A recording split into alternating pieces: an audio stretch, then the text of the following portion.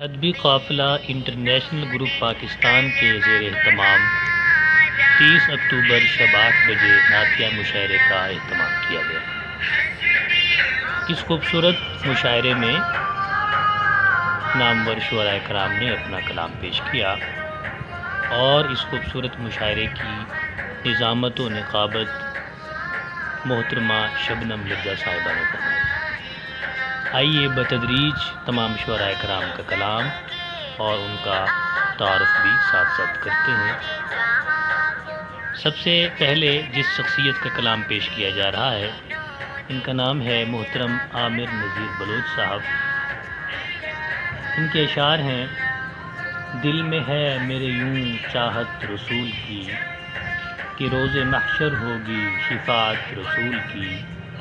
جیت لیا دونوں جہاں کو اس نے، جس نے بھی کی اطاعت رسول کی۔ اب جس شخصیت کا کلام پیش کیا جا رہا ہے ان کا نام ہے سعید احمد رازی اور ان کا نعتیہ کلام ہے: پیکرِ لطف و عطا خیر البشر، منبع جود و صفا خیر البشر۔ آپ کے صدقے ملی شاہ جہاں، سارے عالم کو ضیاء خیر البشر۔ آپ آئے تو بہاریں آ گئیں، اے میرے حاجت روا خیر البشر۔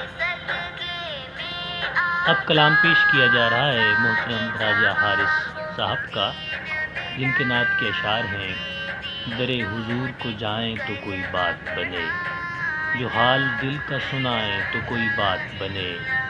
مچل رہا ہے میرا دل بھی دیار طیبہ میں، مجھے کریم بلائیں تو کوئی بات بنے۔ اب کلام پیش کیا جا رہا ہے محترم منظر انصاری صاحب کا، ان کا تعلق بکھر سے ہے۔ لکھتے ہیں: ہمارے دلوں کی خوشی ہے محمد، مہکتے چمن کی ہنسی ہے محمد۔ ازل تا ابد ذکر جاری ہے تیرا، ہر ایک بزم دل کی سجی ہے محمد۔ اب کلام پیش کیا جا رہا ہے امیمہ بنت سعد، ان کا تعلق اسلام آباد سے ہے۔ لکھتی ہیں: یہ جی میں ہے کہ خون دل سے نعت مصطفیٰ لکھوں، حضور سرور عالم میں دل کا ماجرا لکھوں۔ عمل اور علم و عرفاں سے تہی داماں ہوں میں یا رب، میں ایک ذرہ ہوں کیا شان حبیب کبریا لکھوں۔